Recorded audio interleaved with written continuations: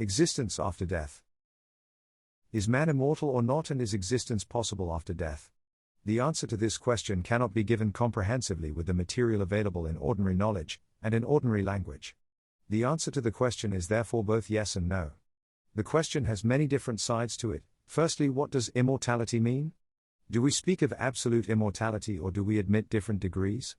If, for example, after the demise of a body something remains which lives for some time preserving the consciousness, can this be called immortality or not? Or to put it another way, how long a period of such existence is necessary for it to be called immortality? Then does the question permit the possibility of a different immortality for different people? There are of course many other questions unasked. What is being illustrated here is how vague they are and how easily such words as immortality can lead to illusion.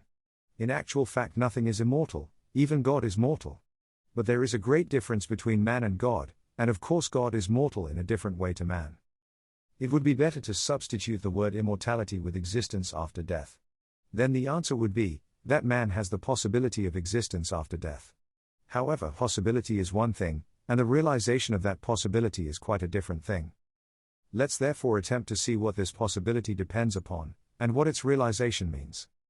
We have already discussed the structure of man and the world, examined the ray of creation and the four bodies of man, then examined the functions of the physical body, represented as parallel to the functions of the four bodies. We can now introduce a detail hitherto unmentioned, using the same Eastern allegory of a man with a carriage, horse, driver and master.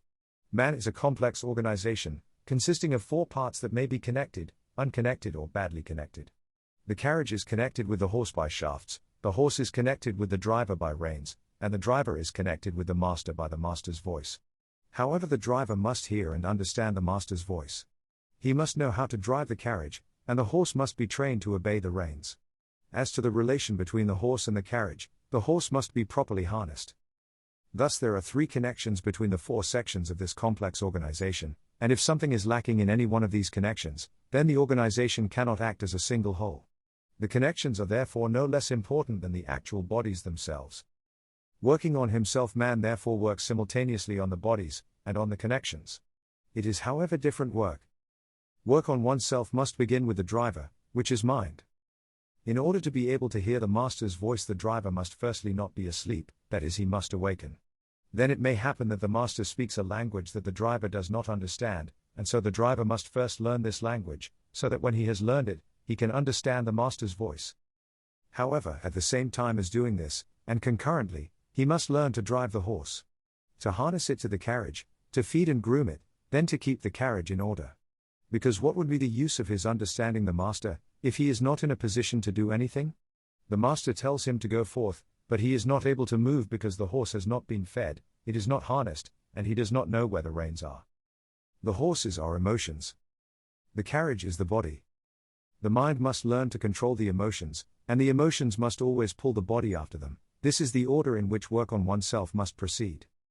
However, look again and note that work on the bodies, namely the driver, the horse and the carriage are one thing, and work on the connections, that is on the driver's understanding that unites him to the master, on the reins that connect him with the horse, and on the shafts and the harness that connect the horse with the carriage, are all quite another thing.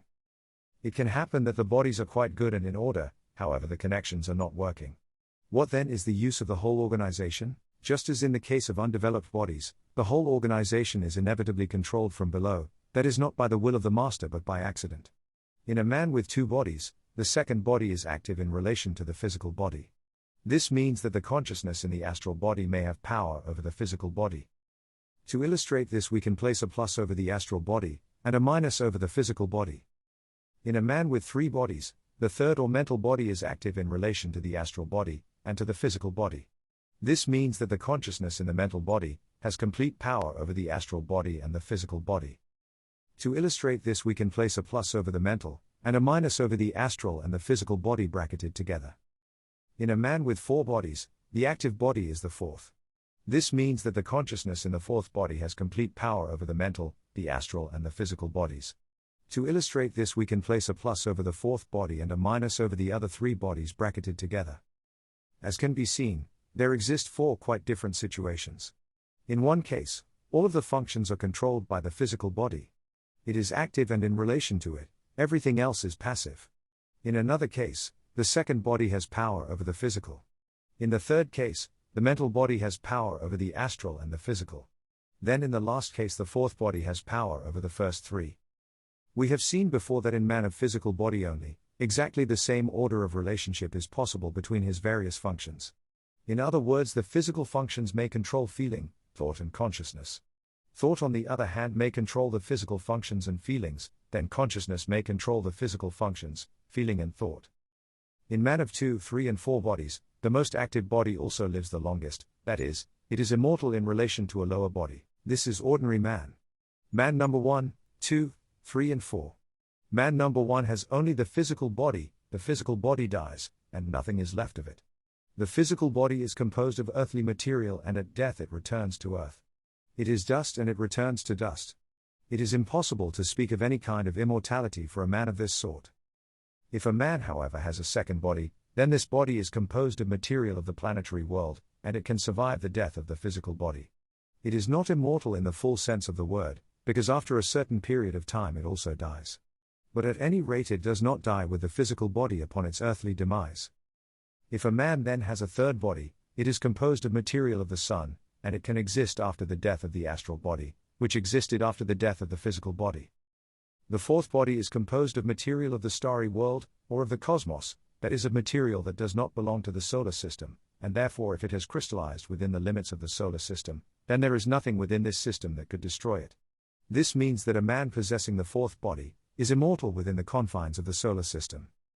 This should then illustrate why it is impossible to explain at one time whether or not man is immortal. One man is immortal, another is not, a third tries to become immortal and a fourth considers himself immortal, but is simply a lump of flesh.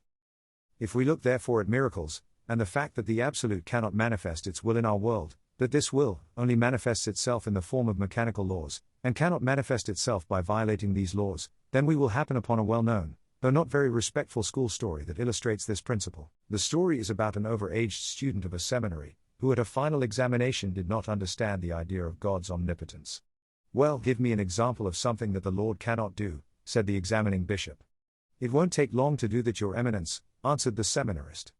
"Everyone knows that even the Lord himself cannot beat the ace of trumps with an ordinary deuce." Nothing could be clearer.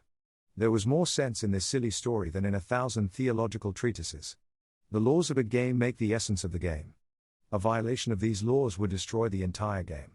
The Absolute can as little interfere in our life, and substitute other results in the place of the natural consequence of causes created by us, or created accidentally, as he can beat the ace of trumps with a deuce. Turgenev wrote somewhere that all ordinary prayers can be reduced to one. Lord, make it so that twice 2 be not 4. This is the same thing as the ace of trumps of the seminarist. Another allegory can be drawn with regard to organic life on Earth. The moon can be considered as the weight on an old grandfather clock. Organic life becomes the mechanism of the clock brought into motion by the weight. The gravity of the weight, the pull of the chain on the cogwheel, sets in motion the wheels and the hands of the clock.